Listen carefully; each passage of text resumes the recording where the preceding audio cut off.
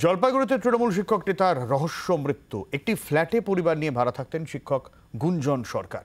ভোরে রক্তাক্ত অবস্থায় তাকে রাস্তায় পড়ে থাকতে দেখেন স্থানীয়রা। হাসপাতালে নিয়ে গেলে তাকে মৃত ঘোষণা করা হয়। তদন্তের দাবি জানিয়েছেন মৃত শিক্ষকের পরিবার। আরো একবার জানিয়ে রাখবো, হাসপাতালে নিয়ে গেলে তাকে মৃত বলে ঘোষণা করা হয়। জলপাইগুড়িতে তৃণমূল শিক্ষক নেতার রহস্য মৃত্যু।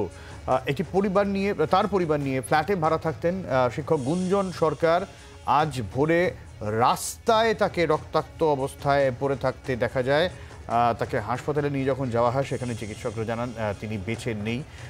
আর গোটা বিষয়ে তদন্তের দাবি জানানো হয়েছে। কি থেকে এই ঘটনা, আর এই নিয়েও জল্পনা চলছে যেহেতু তিনি তৃণমূল সমর্থক ছিলেন, সেই কারণে কোনো রাজনৈতিক কারণও রয়েছে কিনা সেই সমস্ত বিষয় খতিয়ে দেখা হচ্ছে। এখনো পর্যন্ত এই নিয়ে কি আপডেট রয়েছে? প্রদ্যুৎ রয়েছেন আমাদের সঙ্গে। প্রদ্যুৎ, দেখো, এই শিক্ষক তৃণমূল নেতা কুচবিহার জেলার বাসিন্দা, কিন্তু জলপাইগুড়িতে তিনি ফ্ল্যাটে থাকতেন পরিবার নিয়ে।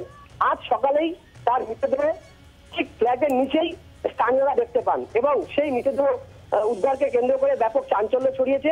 জলপাইগুড়ি মেডিকেল কলেজ ও হাসপাতালে মৃতদেহ নিয়ে যাওয়া হয়। সেখানে ময়নাতদন্তের পরেই মৃত্যুর প্রকৃত কারণ জানা যাবে, এমনটাই জানা যাচ্ছে। তবে পরিবার পক্ষ থেকে জানানো হচ্ছে কি করে এই ঘটনা ঘটলো পুরোটাই ধোঁয়াশা। তবে পুলিশি তদন্ত শুরু তারা চাইছে এবং কেন এই ঘটনা হলো সেটা নিয়ে কিন্তু পুলিশ তদন্ত শুরু করেছে। বাংলার আওয়াজ, বাঙালির আবেগ, জি 24 ঘন্টা।